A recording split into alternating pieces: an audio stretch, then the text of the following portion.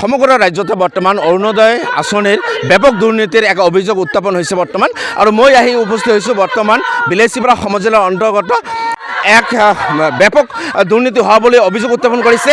আৰু তাৰ পৰিপ্ৰেক্ষিতত ধৰ্মৰ ভিত্তিত একাংশ জনসাধাৰণক বঞ্চিত কৰি পৰিয়ালৰ বা একাংশ পৰিচিত ব্যক্তিক এই অৰুণোদয় আঁচনিত অন্তৰ্ভুক্ত কৰিছে বুলি ইতিমধ্যে দাবী উত্থাপন কৰিছে। আৰু বৰ্তমান গাঁওবাসী ওলাই আহিছে আৰু ওলাই আহি যে হিমাচন্দ্ৰ নাথ, এই হিমাচন্দ্ৰ নাথৰ ঘৰলৈ ইতিমধ্যে আন্দোলনকাৰীয়ে এক ঢাপলি মেলিছে।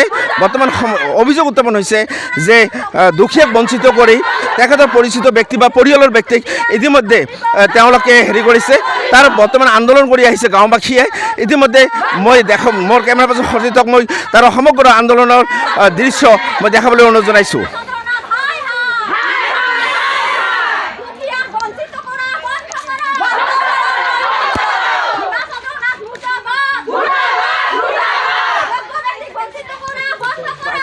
উটমাৰী প্ৰথম খণ্ড গাঁৱত আন্দোলনকাৰী আহি হিমাচন্দ্ৰ নাথৰ ঘৰত সন্মুখত ইতিমধ্যে তেখেত উপস্থিত হৈছে। আৰু মই পোনে পোনে আন্দোলনকাৰী ভাষ্য কিছু সংগ্ৰহ কৰাৰ কাৰণে যত্ন কৰিম। হয়, ইতিমধ্যে ব্যাপক দুৰ্নীতি হোৱা বুলি আপোনালোকে অভিযোগ উত্থাপন কৰিছে।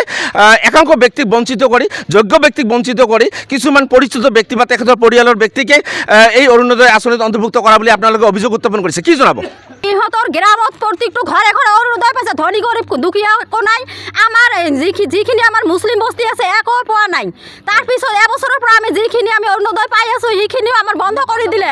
আমাৰ কাগজ পাতিখিনি ডকুমেণ্টছ তাৰ হাতত জমা দিছিলোঁ। জাতি ধৰ্ম চাই অৰুণোদয় দিছে, মুছলিম জাতিক এটাও দিয়া নাই। আমাৰ জাতি কেন্দ্ৰীয় কৰিছে। এতিয়া আমি আন্দোলন কৰি আছোঁ, আমাক অৰুণোদয় লাগে। অৰুণোদয় যিখিনি আমি পাই আছিলোঁ সেইখিনিকো লাগে, আৰু যিখিনি পোৱা নাই দুখীয়াবিলাকক সবেকে আমাকে লাগে, তদন্ত লাগে সেইখিনি আমাক। দিবৰ কাৰণে টকা লৈছে, এতিয়া টকাও নিদিয়ে, অৰুণোদয়টোও নিদিয়ে। হিমাচন্দ্ৰ নাথ আমাৰ বুথ প্ৰেচিডেণ্ট হয় গাঁৱৰে। আপোনালোকে গাঁওবাসীৰ ভাষ্য আপোনালোকে শুনিলে। এই উটমাৰী প্ৰথম খণ্ড গাঁওখন অন্তৰ্ভুক্ত হৈছে বৰ্তমান চিৰাকুটা গাঁও পঞ্চায়তৰ অন্তৰ্গত। হয়, এয়া শুনিলে আপোনালোকে আন্দোলনকাৰী ভাষ্য। আৰু এই আন্দোলনকাৰীসকল হৈছে উটমাৰী প্ৰথম খণ্ড গাঁৱৰ চিৰাকুটা গাঁও পঞ্চায়তৰ অন্তৰ্গত এখন গাঁও। এই গাঁওখনত সম্পূৰ্ণভাৱে জাতিকেন্দ্ৰিকভাৱে হিমাচন্দ্ৰ নাথ জনামতে বা অৰুণোদয় দায়িত্বত থকা এই হিমাচন্দ্ৰ নাথে একপক্ষীয় তেখেতে বাছনি প্ৰক্ৰিয়া সম্পূৰ্ণ কৰিছে। আৰু ইয়াতে ব্যাপক টকাৰ খেলি মেলি হৈছে বুলি আমাক ইতিমধ্যে অভিযোগকাৰীসকলে জনাইছে। এই ক্ষেত্ৰত বিভাগীয় কৰ্তৃপক্ষ তথা অসম প্ৰশাসনে কি ব্যৱস্থা গ্ৰহণ কৰে সেয়া হ'ব লক্ষণীয়। এয়া আছিলে সমগ্ৰ অসমতে বৰ্তমান যি অৰুণোদয়ৰ ব্যাপক দুৰ্নীতিৰ অভিযোগ।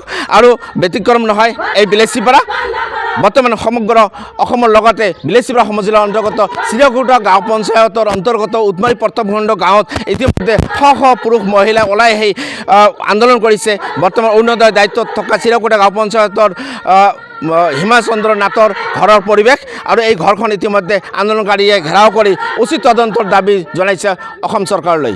যিকোনো খবৰৰ বাবে যোগাযোগ কৰক 7099017330 লগতে 7099017110 নম্বৰত।